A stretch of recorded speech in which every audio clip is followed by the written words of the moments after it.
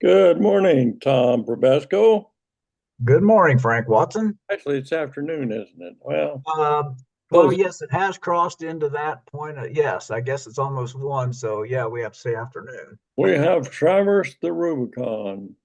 Yes, we have. Even though I know both of us have been up for hours. Yeah, okay. And here we are, Tom Probasco and Frank Watson, that's me, with something to say, which is Tom has got something to say. And I always look forward to finding out what it is. What you got for us, Tom? Well, I have been thinking about pets. In this instance, what I'm thinking of is dogs and cats to some degree. And in different times and places over the world, there have been uh, people have had close relationships with domestic dogs and cats. Some places more than others, but certainly a lot of places they become part of a family, however the family is structured. And I've been thinking about uh, the loss when the time comes when a pet dies. And to that end, so a few years ago, uh, when we moved in here to this house in Broad Ripple, late 21, we had Callie, our dog, Yes. and we had Willow the kitty. And then on August 17th of 2022, Callie died. Her heart gave out. And in late December, no, early December of last year, uh, Willow's heart, as it happened, a heart ailment, and she died. Um, and so I wrote a couple poems about both those events. Um, Let me get the chapbook number 6, as it turns out. Um, this is the front of it. I don't know how visible that is. That is a picture that I took, Julia took, one of us, of Callie's cairn, Cairn. And as you can see, it's a stack of rocks. As and that's what a cairn, it's a marker of some kind. In this case, it marks a grave. So I wrote shortly after Callie died, I wrote a poem called A Cairn for Callie. A couple of, well, let's see, let me think about this a minute. Uh, it was August, I said. Okay, so not long after Callie died, uh, our neighbors just north of us here, next door neighbor, they have a dog named Artie or Artemis. Artie, short for Artemis. And they said, and they had known Callie, and they waited about a week and said, if you want to, you can spend time with her. Young folk, they work during the day, said you can do things with Artemis. So I started walking Artemis, and eventually I wrote a second poem, uh, just a little while later, called "A Walk with Artie." And I remember talking to you about this, Frank. At some point, I realized the second poem didn't make much sense. It really belonged with a Karen for Callie. And so I was trying to figure out how to structure it. I remember when you were still at Sycamore Reserve, and I said, I don't know how to put this together. So we discussed it and came up with it. So it looks like this, a Roman numeral. Let me see if I can get this around here so you can see it. Roman numeral 1 is a Karen for Callie, and then Roman numeral 2, again, this is a little hard to see, a walk with Artemis. And we decided to put the Roman numerals beside them rather than above them for whatever reason. And when we said that, I thought, yeah, that really is the way to do it. You know, there are strong opinions about the structuring of a poem, but there's really not a wrong and right way. And here in a little bit, I'm going to read these two. Um, and after that, I'm going to read a poem by Wendell Berry, who I talk a lot about on these conversations, and I'll show you how that one was structured. But so here, uh, written just 10 days or so after Callie died, I wrote. Let me get this back here. A cairn for Callie, and it's got a Roman numeral one beside it. Callie's cairn sits on her grave in the flower bed facing Artie's house. Points to a dove on a power line, singing a lovely song above. Much later in the wee hours, delivery planes bring too much in a world of too little. But my kindred spirit, now on the wing, had a canine heart that gave out, that had given so much of what is needed. And then part two of that, that I wrote a while, not long after, A Walk with Artie. I don't think I can walk that fast, but somehow I do with Artemis, or that far, all the way to the Indiana School for the Blind, Monon Trailhead, and back.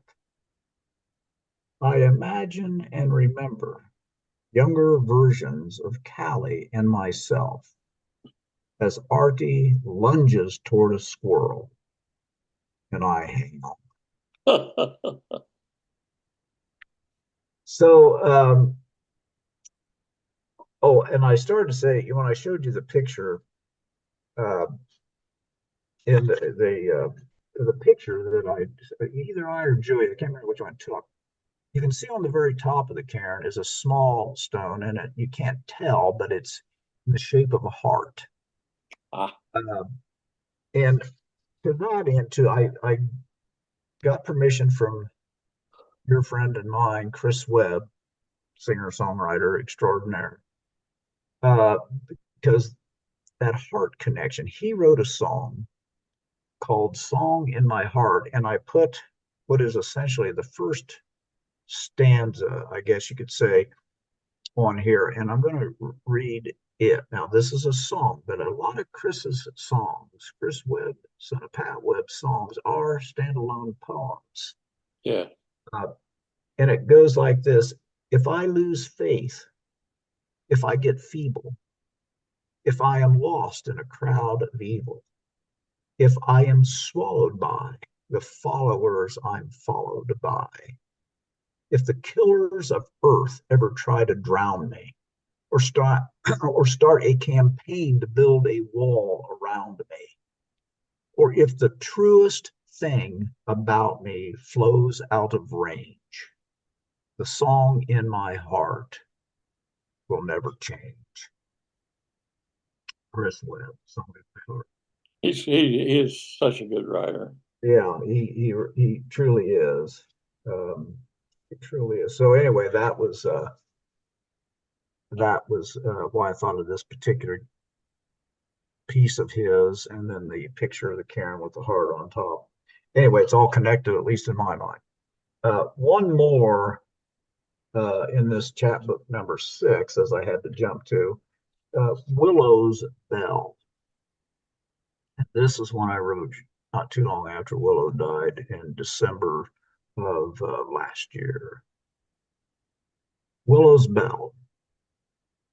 I still listened for the bell on her collar to tell me she's coming up the stairs from the basement, jumping off her loft in the living room, off her cat tree in the office, to find me in the kitchen and tell me it's time to pick her up and pet her, to give her her wet food. let her outside. But now I think I still hear it. Willow's bell is silent, but I remember, and I will remember. And in a while, I'll hear it everywhere more than anywhere else, in the quiet of this house where Willow lived and lives still.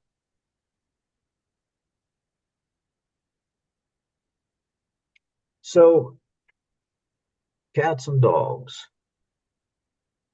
And I know, thinking of over the years that I've known you, um, you've had several. Yes.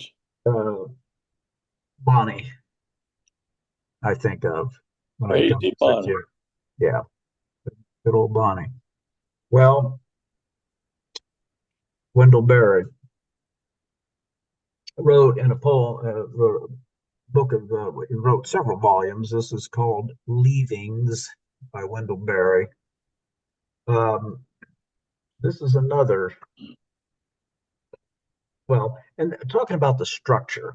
So the way all the poems in this book are structured is, and he's done this subsequently. Maybe he did it before, uh, but you can see you flip through and you're at the end. You come to the end of one group, then just that 2005, and so then after that, there's no title per se, just like you and I had done with the poem I just got done, not Callie's Cairn and A Walk with Artie. See, it's just got at the top. It doesn't have any words, any title per se. It's just the Roman numeral one. So 2005 has maybe, I don't know, 20 uh, Roman numeral divisions, and but the one I'm thinking of is Roman numeral four in the 2005 groupings. Uh, and so I'm just reading basically number, it's going to combine Roman numeral four, five, and six. That's just a portion, but it's the part that pertains to what I'm talking about today. He writes, we were standing by the road, seven of us and a small boy. We had just rescued a yellow swallowtail, disabled on the pavement, when a car approached too fast. I turned to make sure of the boy, and my old border collie, Nell, too slow coming across, was hit, broken all to pieces, and died at once, while the car sped on. And I cried, not thinking what I meant. God damn. And I did wish all automobiles in hell, where perhaps they already are. It calls this section 5. Nell's small grave, opening in the garden's edge to receive her, out of this world's sight forever, reopens many graves, digging. The old man grieves for his old dog and all the grief he knows, which seems again to be approaching. There seems again to be approaching enough, though he knows there is more. Roman numeral 6, the last one I'll read. How simple to be dead. The only simplification there is, in fact. Thoreau, to the contrary, notwithstanding. Nell lay in her grave utterly still, under the falling earth, the world all astir above, a million leaves alive in the wind. And what do we know? Every now and then I go dig that particular one out. but it certainly pertains to this discussion. Um, our cats and dogs. Um, different subject. I always bring up the Indiana Music History Project. Um, yeah, I just had a couple recent. I got a couple recent additions. Rich Hines issued a new album, as well as just recently, as well as Aaron Lips Lip. And I don't. I think you probably see some of their posts. I think Frank Hmm. on there, but they're both very fine singer songwriters. Uh, this last one is uh, that Aaron wrote. There are all originals. I picked up a copy at just because I'm old school with a CD. You can get both Rich's and Aaron's on probably Spotify or something. It's the kind of thing a lot of people use. He sells them. They both sell them both ways. Uh, but they're both available at is where I got at Indie CD and Vinyl. So and I added those. I listened to those, did a review of Aaron's uh, that I think he may have. I don't know if he's posted it yet or not. Aaron did kindly post some information about, as you have done, about the Indiana Music History Project. So I don't think he being now. I'm thinking of Rick Wilkerson, executive director. He got recently got another good sized grant. Now, I'm not. I don't think that's. He hasn't posted about it yet. Um, I think the money might already be spoken for various projects, but I'm not sure about that. But how that guy gets. I mean, grant writing is hard, Yeah, and it's hard to apply for them. It's hard to manage them, and it's hard to follow up. You have to do all that stuff. Uh, but he's been at it a while. So anyway, he's that's truly kind of dedicated. he is, and I've probably mentioned here before. You know, he and well, I remember him talking to us.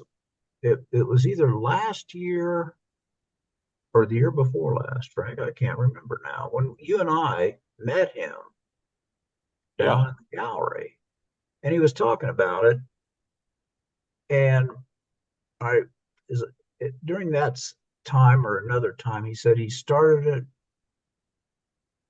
2014, I guess. I probably it sounds like I hear myself saying this. I think I've said this before, and he started working on it, and then the pandemic rolls around 5 or 6 years later, and about does it in. But then he keeps on going with it. He said, again, I probably said this. He said, he's older than me, younger than you, but he says I should be sitting on the front porch with my feet up. He said, but nobody he discovered, um, nobody's collecting this stuff. Now, I mean, there are places here and there. The Indianapolis Public Library I worked, it's got some music. State Library and the Historical Society has some, but this is very focused on all Indiana music.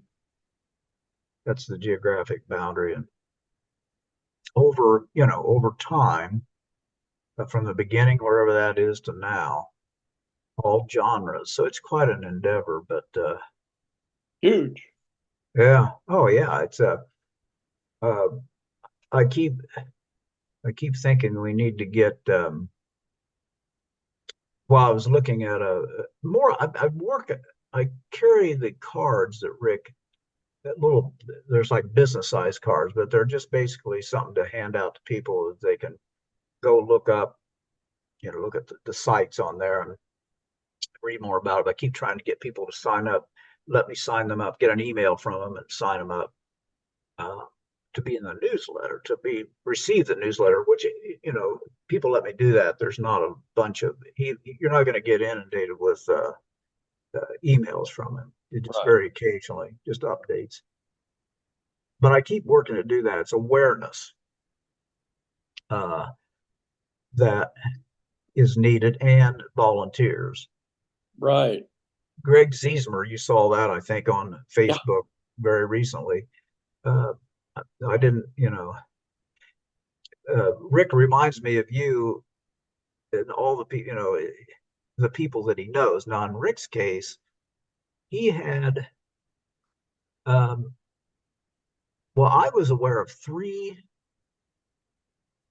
two, maybe three record stores that he had. But I was talking to Rich Hines the other day, and he said, no, it was way more than that. He started counting the ones that he knew about. So, Rick has a lot of connections through those record music connections through those record stores. And there used to be a lot of record stores. Oh yeah. Uh, and now there's compared to, then there's whatever I mean by that, there's not so many. Yeah. These days we send all the money to the big recording centers. Yeah. Yeah, well, you can think about when we were younger. A big one in town that I remember when I lived on the South Side was Lyric Records. Yeah. Now, I don't know how big of course, Rick's were all independently owned. They were his. I don't know. Lyric, I don't know if Lyric was a chain. I don't know. It's been gone a very long time, but it was a good store. I mean, you'd go in there and they, sheet music, uh, there are even some more. I think I may have bought a harmonica or two. I think that's where I got them back when was in Lyric Record Store. And I don't know how many there were in the city, but I knew, there was one there on the south side. I think it was Southern Plaza or something like that. But anyway, rambling now about this and that. Um, uh, just going back to chapbook number one, just briefly here. I'm not sure how we're doing on time. We have 7 minutes. Okay. There's Self-imposed. okay, that's fine. Yeah, so we don't, so people kind of know if they, to the extent anybody listens, so they kind of know. I don't know if I read this one before. In the times that we live in, every now and then make me think of times that we lived in before that in some ways are similar, in some ways vastly different. But this is one from many years ago. Uh, somewhere, someone. Somewhere, someone's dying in a fatal fiery crash. Somewhere, someone's being killed in a sudden, violent clash. And somewhere overseas or over on another block, someone's finally found a way for that missing purple sock. Yeah. I that's the thought that has occurred to me at various times that no matter what you think of, if it's something that humans do Yeah. somewhere in the world, it's happening. At any given moment. Yeah, at any given, And that's what, right now, someone's passing into the next world. Right yeah. now, Yeah. right now, somebody's being born into this one. Yeah. Or just some mundane Yeah. missing Right now, purple. somebody's peeling a grape because they heard a Diana Kroll sing about it in a very um, uh, um, sexy kind of a song. Yeah. Yeah, yeah. Peel me a grape. She is so good. Oh, Oh I don't boy. know if you're familiar with her. Diana Krall. Yes, and I'm trying to think when she was. I'm trying to think when she was active. I'm trying to. Do you have any notion? I'm trying to think time frames. Sometimes I come up with them, other times I cannot. I'm not sure that, and I'm not sure she may still be active. Yeah, that's I yeah. think she was recently in town, but I could be wrong about that. Okay, yeah. I that's the thing. I think I every now and then I think of. Well, I was talking to Aaron Lipp about his music, and it reminded me of a singer songwriter, um, Janice Ian. And she was active, she's still alive, but she was active in the 60s and 70s. And some of those songs on Aaron's recent album reminded me, a couple of them reminded me of him. And I told Aaron, I said, you know, this this album is really in the uh, mold of folk music and the classic mold. But I said the thing of it is, these are about current the things that are currently occurring.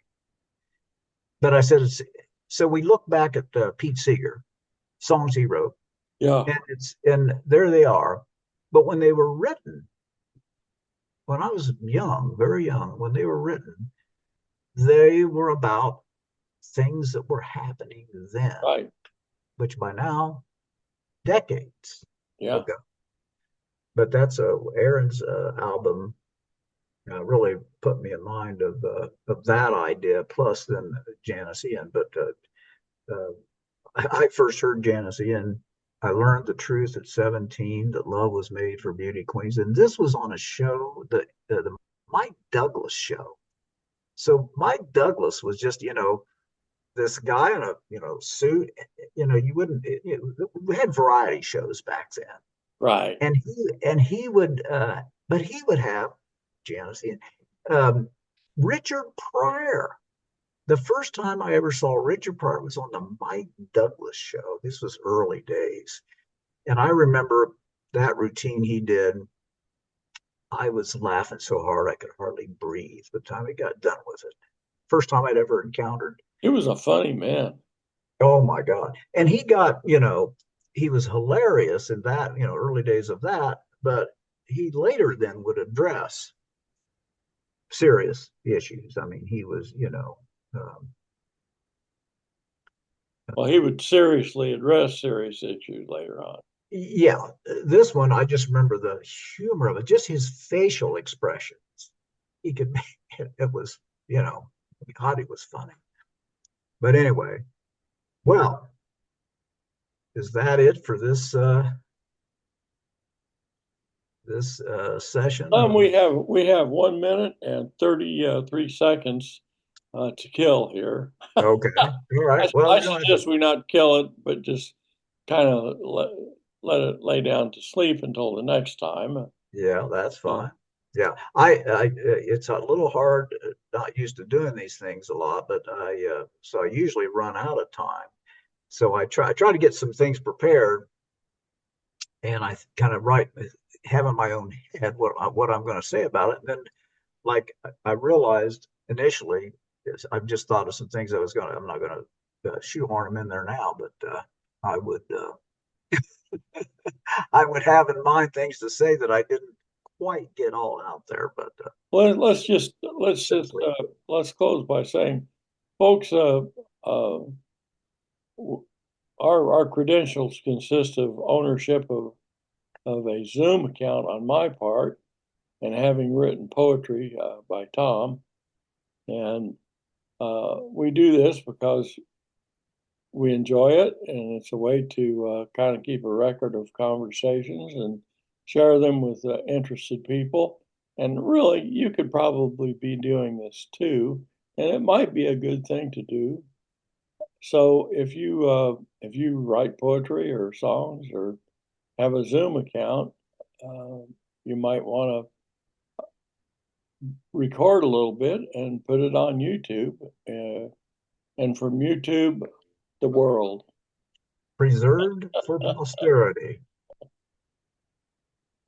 And there's our timer. Tom, it's been wonderful. Something to say with Tom Probasco, And and Frank Watson.